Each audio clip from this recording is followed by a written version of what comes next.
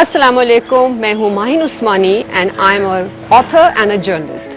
और आज हम बात करेंगे एक बहुत इम्पॉर्टेंट टॉपिक के बारे में, बुक्स, जिसके बारे में हम गुफ्तगू करते ही नहीं हैं और ना जिक्र करते हैं। So let's go for it.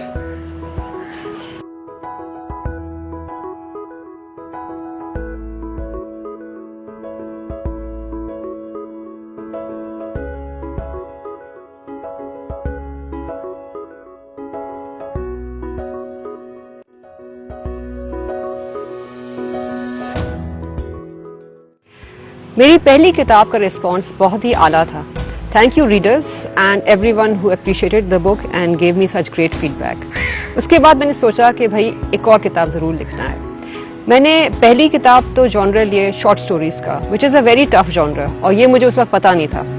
उसके बाद मैंने सोचा अब तो मैं नॉवल लिखूंगी, लेकिन बस लाइफ हैपेंड, पैंडेमिक आ गया, बहुत सारी चीज़ें ऐसी हो गई कि किताब लिखने की नौबत नहीं आई, सेकेंड बुक। तो उसके बाद ये हुआ कि इंस्टा पे एक शॉर्ट स्टोरी एक पोर्टल था जहाँ पे वो इनवाइट कर रहे थे सबमिशंस। सो आई थॉट, मैंने ये सोचा 2021 should be the year for challenges. After the years we have lived through the last 2 years, I think ऐसा होना चाहिए कि आपका नया साल ऐसा होना चाहिए जिसमें आप एडवेंचर को एम्ब्रेस करें, come out of your comfort zone, embrace discomfort, do new things even if you have never done them before, try them out. तो डोंट बी अफ्रेड। तो ये मैंने सोचा कि मुझे अपने कंफर्ट जोन से बाहर निकलना चाहिए। उसके बाद जब ये कंपटीशन के बारे में मुझे पता चला and they were looking for horror stories, और हॉरर स्टोरी मैंने कभी लिखी ही नहीं थी। अप्रिशिएट करती हूँ और हॉरर मूवीज़ बहुत मज़े से देखती हूँ, लेकिन कभी लिखी नहीं है। तो इस दफ़ा मैंने अटेम्प्ट की कि मैं ये हॉरर स्टोरी लिखूँ, एंड चैलेंज ये था कि 500 वर्ड्स, अंडर 500 वर्ड्स में लिखनी थी। So that's not that easy. So I wrote the short story.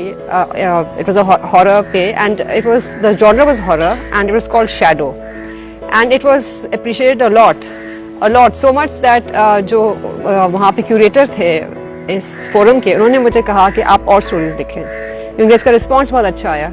तो next genre I embraced was detective fiction, like crime fiction.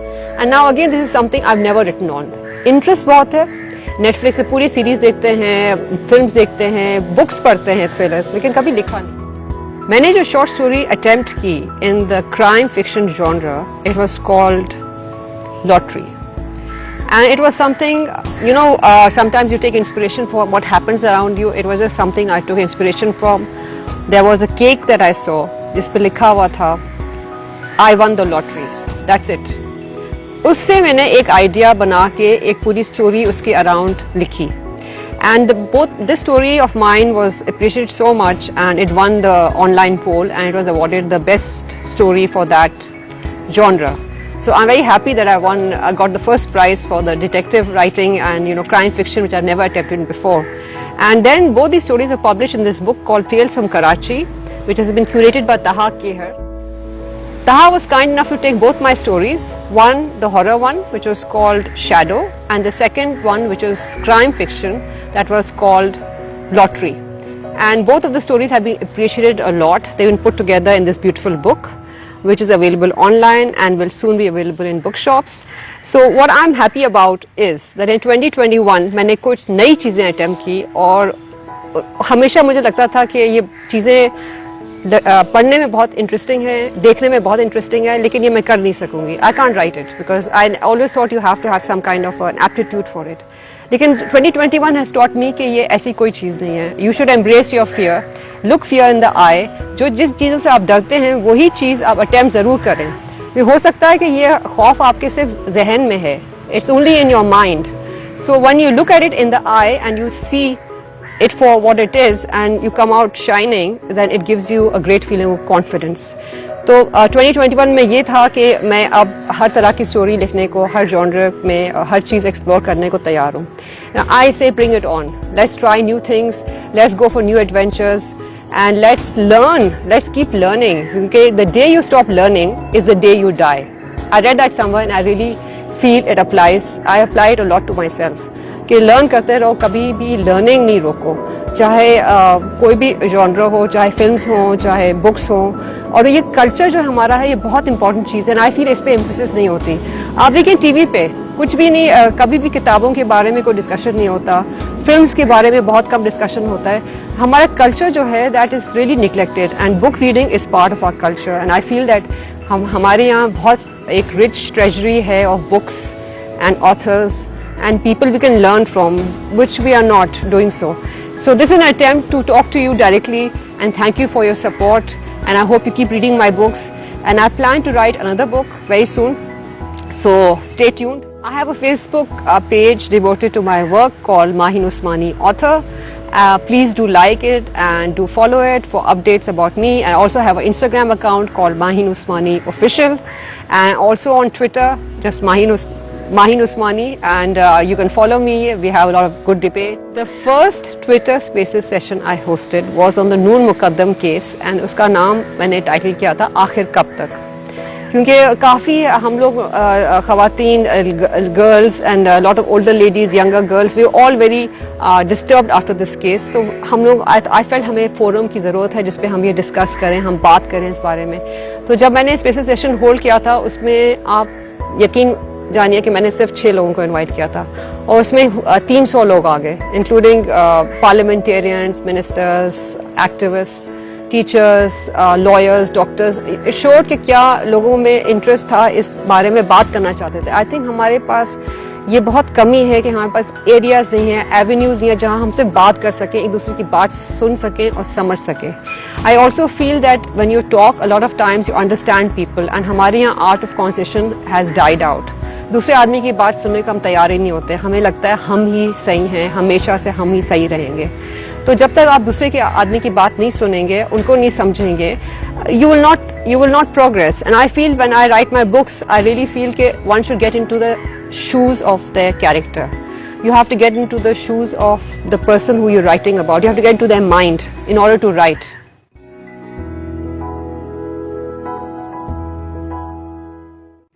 The Mercurial Mr. Bhutto and Other Stories, जो मेरी पहली किताब है, it's a book that's very dear to my heart. And one of the reasons is that I dedicated this book to my father. मेरे वालिद साहब को बहुत इंटरेस्ट था लिटरेचर के साथ, और किताबों में बहुत इंटरेस्ट रखते थे, बहुत कुछ पढ़ते थे, बहुत लर्नेड आदमी थे, he was like a scholar.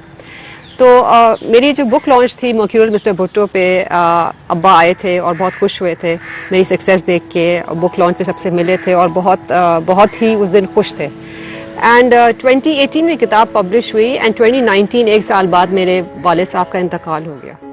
मुझे इसकी बहुत खुशी है कि अब्बा ने मेरी सक्सेस देखी और वो मेरे बुक लॉन्च पे थे और मेरी किताब देखी। So in that way this book is very dear to me and very precious to me. And जो पहली स्टोरी है द मर्क्यूरियल मिस्टर भुट्टो, वो भी ऐसी स्टोरी है जो मुझे बहुत पसंद है और मैंने खुद लिखी है, एंड आई नो मैं खुद अपनी स्टोरी की तारीफ कर रही हूँ, but it's the truth. I really like this story. मुझे बहुत लोगों ने कहा इस स्टोरी को आप एक्सपैंड करके एक किताब बना सकती थी। ये भी मेरा आइडिया था, लेकिन कुछ स्टोरीज को अच्छी खूबसूरत मोड़ पे जाके आपको रोक देना चाहिए। I don't think we should continue कि आप थीसिस बना रहे हैं एक स्टोरी का, जो आप स्टोरी की रेलेवेंस खत्म हो गई तो आपको क्या जरूरत है घसीटते जाएं आगे। तो आई एम हैप्पी कि I did it where I did, क्योंकि इससे लोगों के जहनों पे इम्पैक्ट पड़ा इस स्टोरी का, और उन्होंने मुझसे पूछा। लेकिन एक दो और चीज़ें मैंने नोटिस की इस किताब के बारे में कि ये किताब लिखने के बाद जब ये मार्केट में आई, लोगों ने पढ़ा, तो हमारे यहाँ पोलराइजेशन बहुत हो गई है, डिवीजन बहुत हो गया है। तो बहुत लोगों ने, जो लोग नहीं सपोर्ट करते हैं एक पॉलिटिकल पार्टी को, वो मुझे क्वेश्चन करते थे कि आपने इनके बारे में क्यों लिखा, कोई और कहता था आपने उनके बारे में क्यों नहीं लिखा। तो ये चीज़ें मैंने बहुत नोटिस की कि जो ऐसे भी आपके पॉलिटिकल व्यूज़ हैं, द पॉइंट इज़ कि आपके जो प्राइम मिनिस्टर्स और प्रेसिडेंट रह चुके हैं, they are part of history. You can't white wash them और इरेज देम, जैसे ब्लैक बोर्ड पे चौक में आप लिखें और फिर आप इरेज कर दें। It's not possible. हम लोग चाहते क्यों है ऐसा, ये भी you start thinking in terms of black and white, there are no shades of grey. तो ये चीज़ मैंने बहुत नोटिस की कि हमारे यहाँ डिवीजन बहुत आ गया है, लोग एक दूसरे की बात सुनना नहीं चाहते हैं, and this was very evident to me with my first story. And there were topics in this book जो मैंने टच ऑन किए और जिनके बारे में मैंने बात की, जिनके बारे में लोगों ने मुझे बहुत पसंद भी किया, like for example 15 minutes of fame, which is about media and ethics of media rather than non-existent ethics of media. And I know I'm part of media and I'm saying this, but I think we should speak true to power, and we should not be afraid. We should at least be true to ourselves. That's a lesson I learned from my parents. तो ये जो story थी वो बहुत लोगों ने appreciate की, 15 Minutes of Fame. और दूसरी एक ये स्टोरी थी 50 Shades of Grief, जो फ्यूनरल्स के बारे में थी, जिस तरह से हम लोग ग्रीव करते हैं, किस तरह से ग्रीव करते हैं, क्या क्या हमारे स्टैंडर्ड्स हैं ग्रीफ के, उसके बारे में मैंने लिखा था. And another story that people liked a lot was baby, which is about child abuse, और जो बहुत कम लोग लिखते हैं. आई थिंक ख़वातीन तो लिखती ही नहीं हैं, और हमारे यहाँ इस मुल्क में, पाकिस्तान में, ये बहुत इंपॉर्टेंट इशू है चाइल्ड अब्यूज़. ना बच्चों को समझाया जाता है, ना उनको सही तरह से दिखाया जाता है, या उनको सही तरह से एजुकेशन दी जाती है इस बारे में. लोग कतराते हैं, और इस कतराने से आपको क्या मिलता है? बच्चा जब बेचारा अनएजुकेटेड होता है, not aware of what should be allowed and what should not be allowed. तो child abuse was a story that बहुत लोगों ने आके मुझे कहा कि ये स्टोरी बहुत अच्छी है और हमें बहुत पसंद आई, और उनको अपने चाइल्डहुड एक्सपीरियंसेस भी याद आए इस स्टोरी से. हमारे एक जानने वाले हैं जो आई थिंक 90 साल के होंगे, उन्होंने आके मुझे कहा कि 70 years ago उनके साथ या 80 years ago उनके साथ इस तरह से कोई एक्सपीरियंस हुआ था चाइल्ड अब्यूज़ का, और उन्होंने कभी किसी को नहीं बताया, और वो कह रहे थे कि इसके बारे में कोई लिखता नहीं है. So I am happy I wrote on these topics, and मेरी जो अगली किताब होगी इंशाल्लाह बिल्कुल डिफरेंट टॉपिक पे होगी, और you have to wait for it and see what it's going to be like. But I think Pakistan is a really interesting place to live in, and there are stories all around us. You just have to open your eyes and open your mind, and you can see things happening. उधर से आप inspiration ले सकते हैं, उधर से आपको ideas आएंगे, एंड बस ये हुआ है कि आपको लिखना आना चाहिए कि किस तरह से आप ये स्टोरी को फ्रेम कर सकते हैं, and you can make it into a good plot and come up with a good book. So wait for it. I have already told you what my social media handles are. Do follow me and look for updates from me, and I thank you so much for your support and your feedback. I really appreciate it, and I'm trying out new things these days, so maybe you'll see me in a different avatar soon, so wait for that.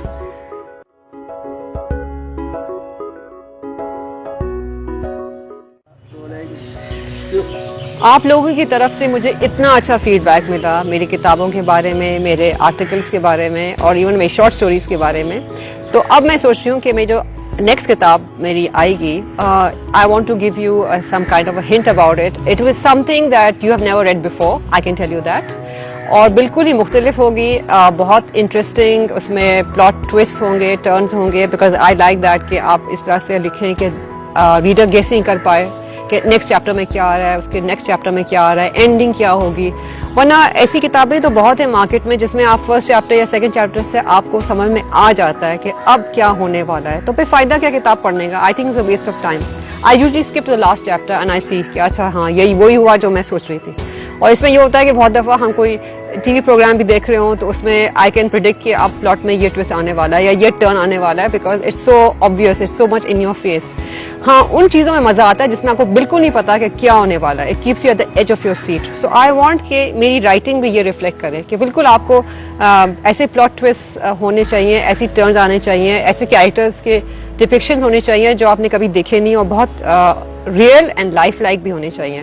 They shouldn't be A cardboard characters. I feel that इस तरह से हमारे कुछ writers हैं जो depth नहीं देते, उनकी राइटिंग में इतनी डेप्थ नहीं होती. It's not just book writers but also in our TV dramas you see कि depth नहीं होती. So I want to bring that depth into our characters and into what I write. So it will be something that will be familiar to you yet unfamiliar. It will be something that will be real to you yet unreal.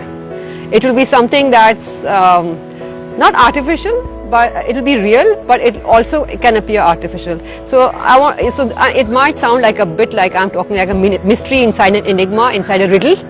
लेकिन कहने का मतलब है कि यही surprise element है. So I am sure कि आप लोगों को ये किताब बहुत पसंद आएगी. एंड यू नो मी कि मैं जो हूँ एक्सपेरिमेंट बहुत करती हूँ. ये नहीं कि एक फॉर्मूला, विनिंग फॉर्मूला मैंने हिट कर लिया और चलो इसी पे असेंबली लाइन किताबें निकल रही हैं. ऐसा नहीं होगा. It be something very different and something that you not used to. So look forward to seeing you soon whenever my book is launched. It should be launched soon. पहले मैं लिख लूँ, उसके बाद मैं लॉन्च की बात करूँ. I'm jumping ahead of myself, like putting the cart before the horse. लेकिन excitement में सब कुछ चलता है मेरे ख्याल से. तो I look forward to seeing you soon at my book launch, and I hope you appreciate my book and you'll turn up in large numbers to read it. And get it. And I think ये हमारी reading habit जो है हमें और encourage करना चाहिए, younger generation में भी और बड़ों में भी, कि हम सब आके पढ़ें किताबें ताकि हम ज़्यादा एजुकेट हों। And I hope that my books, the intention is always to educate. ऐसा नहीं होना चाहिए कि किताब पढ़ने के बाद आपने कुछ सीखा ही नहीं या आपकी कोई लर्निंग में कोई इजाफा ही नहीं हुआ, तो ऐसी किताब का कोई फ़ायदा नहीं। This is my teaser for my next book. I won't tell you the title because that's not decided yet, but it will be a Dhamakebaz title. So I'm sure you like it. I look forward to seeing you.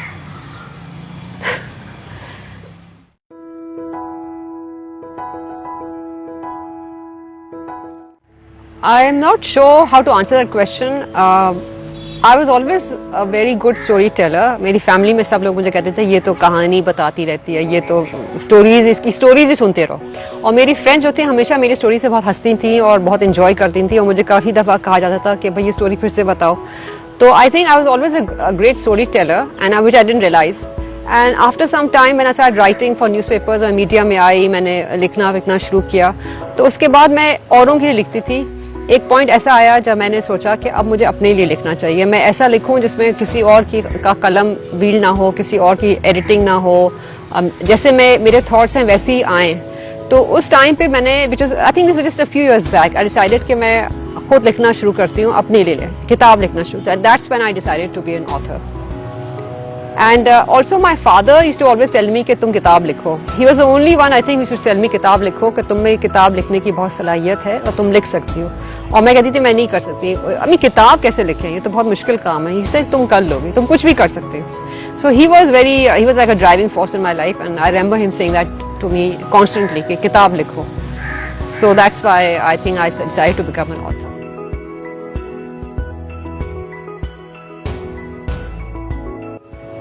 My father, I think.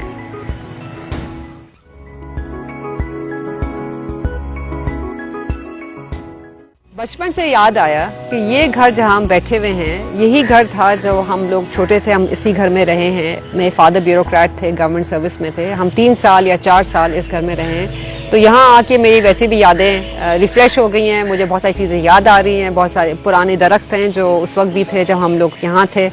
और कुछ होता है ना, कुछ घरों से वाबस्ता आपकी मेमोरीज होती हैं। तो यहाँ आके मुझे अपना बचपन याद आता है और कैसे हम लोग यहाँ खेलते थे और भागते दौड़ते थे। एंड वो चाइल्डहुड के डेज़ भी एक रिमार्केबल वो डेज़ होते हैं। यहाँ पे मेरे वालिदैन और रिश्तेदार आते थे मिलने, हमारी बहुत सारी पार्टीज़ यहाँ हुई, दावतें हुई। हमारा घर तो वैसे भी ओपन हाउस था, मेरी अम्मी तो बहुत मेहमान नवाज और मेरे वालिद साहब भी ऐसे ही थे कि कोई भी आ सकता था घर पे किसी भी वक्त। इनफैक्ट हम बच्चे कभी चिढ़ते थे कि लोग फ़ोन नहीं करते आने से पहले, ऐसे ही आ जाते हैं। तो I have very good memories of this house.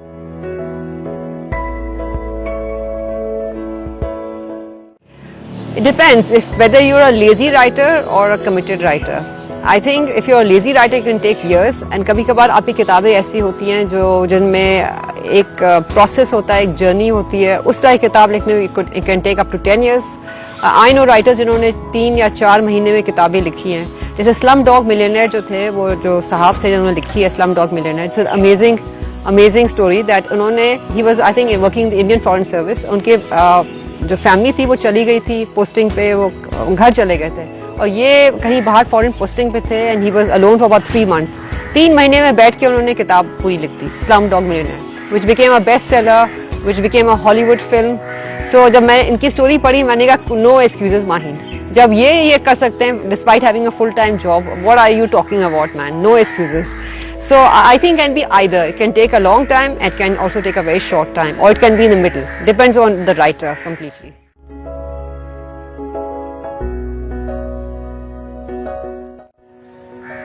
Well, I am a bit of a procrastinator. अगर मैं सच बताऊं तो इतना स्केड्यूल नहीं होता, लेकिन होना चाहिए। एक होना चाहिए कि आप इस वक्त बैठ के सुबह में लिखना शुरू करें और आप कंटिन्यू करें। मेरा ये होता है कि I think I kind of wait for inspiration, या कभी कभार ऐसा राइटिंग का मूड होता है कि पूरे पैराग्राफ्स और पेजेस और चैप्टर्स लिख लेते हैं, और कभी कभार ऐसा होता है कि एक पैराग्राफ ज़्यादा लिखा नहीं जाता। बहुत दफ़ा अगर जब मैं फंस जाती हूँ या I have writer's block, then I just leave it and I come back to it after few hours और अ डे और 2 days, and then I can see what is wrong with it. You know, like you come back and look at it with fresh eyes or with a fresh brain. That also helps. So it depends on that. I'm a bit not that regimented a writer, but I would try. 2021, I would try to improve my writing schedule as well.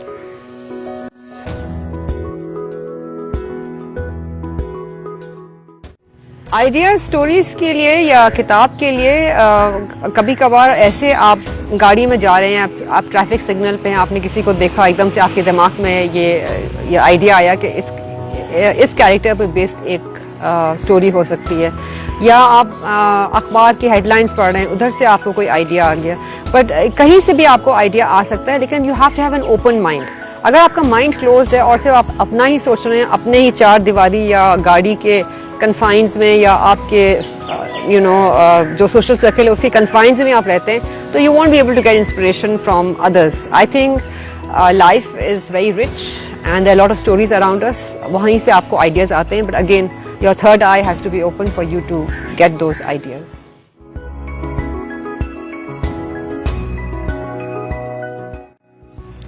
When I'm not writing, I think I like to read. I like to watch stuff on TV. कभी कभार news देख ली, वो भी एक exercise in exhaustion होता है कि यहाँ हमारी खबरें सुन के इंसान का भेजा फ्राई हो जाता है। वो अपने वालिदैन के साथ टाइम स्पेंड करना, अपने भाई बहनों से बात करना फ़ोन पे, अपने फ्रेंड से कांटेक्ट में रहना। एंड कोविड के दौरान हम सब का लाइफस्टाइल और रूटीन काफ़ी अपसेट हो गया था, right? So I think we are doing a lot of things that we weren't doing ever before, spending a lot of time at home. So I think in that way it's been good कि हम लोग family के साथ bonding और घर पे time spend करना, और बहुत सारी चीज़ें हम कर पाए जो हम पहले नहीं कर पाए थे, because we were just running. I for one, by the way, don't miss my social life at all. I don't mind. Once in a while किसी एक दो गिने चुने दोस्तों से मिल गए, मैं खुश रहती हूँ। ये सब शादी ब्याह का चक्कर और ये पार्टीज का चक्कर और ये बड़े बड़े ग्रुप से मिलना और बैठना, और मुझे तो वैसे भी कोफ होती थी, तो अब तो मैं in that way I don't mind कि मेरी लाइफ थोड़ी चेंज हुई है। आई डोंट माइंड कि once in a while one on one आप मिल लें या 2-3 लोगों से मिल लें, ये काफ़ी है हमारे लिए। तो that's what I do when I am not writing.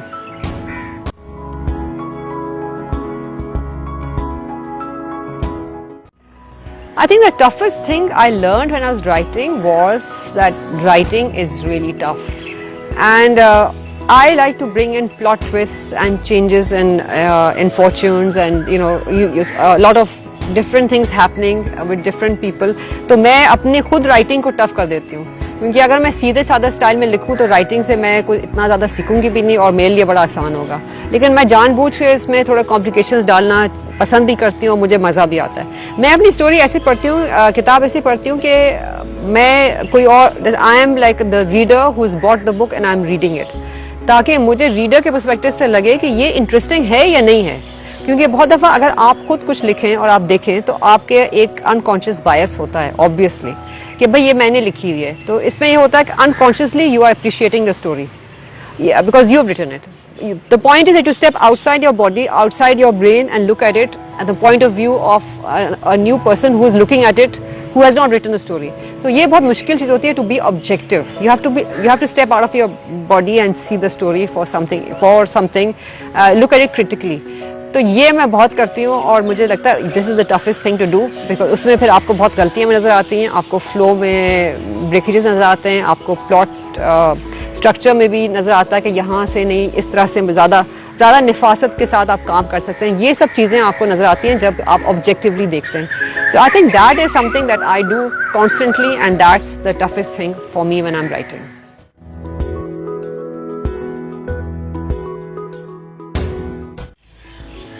I think a good story is composed of a really good pace. It should be evenly paced out. The characters should have depth and color. There should be some confrontation or some obstacle. There should be some surprise element. And there should be an ending that is something that is unexpected.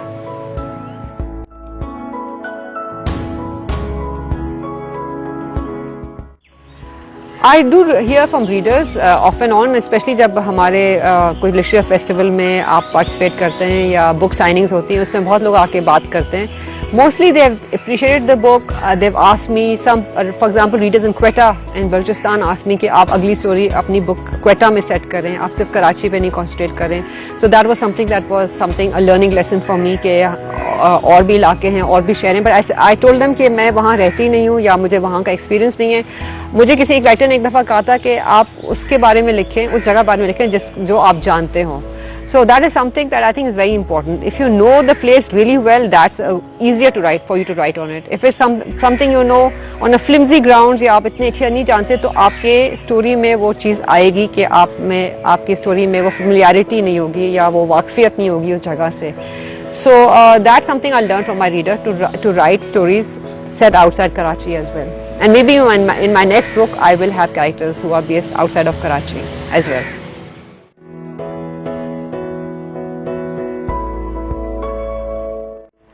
I always tell people कि अगर आपको अच्छा writer बनना है तो आपको लिखने से पहले पढ़ना बहुत ज़रूरी है। किताबें पढ़ें और अच्छी किताबें पढ़ें। वो जो आजकल ट्रैश है वो उसकी बात मैं नहीं कर रही, but read classics, read short story writers, learn from all of this. When you read, आपकी वोकैबुलरी इंप्रूव होगी, आपकी एक्सप्रेशन इंप्रूव होगा, आपके सेंटेंसेस इंप्रूव होंगे। एंड ये अनकॉन्शियसली होता है, ये नहीं कि आप पढ़ रहे हैं तो आप तोते की तरह रट रहे हैं कि भाई अब ये इंप्रूव होगा, नहीं, आपका खुद ब खुद ये होगा unconscious. Your brain will adjust to beautiful writing, will adjust to the new vocabulary, the lexicon.